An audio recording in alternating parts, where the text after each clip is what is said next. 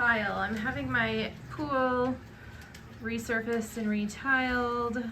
The picture shows the offset gap that is happening that my contractor says could just be grouted. Is this looking like it's in an acceptable range, or am I out of line?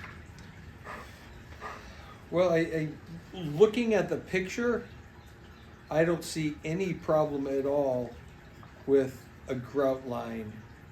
Again, was this design supposed to be butt to butt with no grout line? Although that doesn't make any sense either. Looking at this particular picture, we're looking at maybe a quarter inch.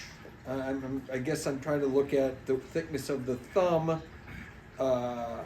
It's like a quarter inch gap. To me, I think that would be an acceptable grout line. Looking at it, I mean, I don't know if all the pieces of tile all the way around. I'm looking at the same picture.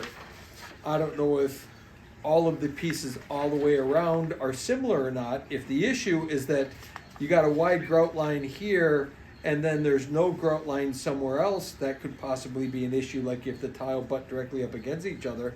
What I would likely do is grout this and cut a grout line in between every tile section so that it all looks about like this. The only other option would be to remove all the tile and try to put them closer together, and to me that just doesn't make any sense whatsoever.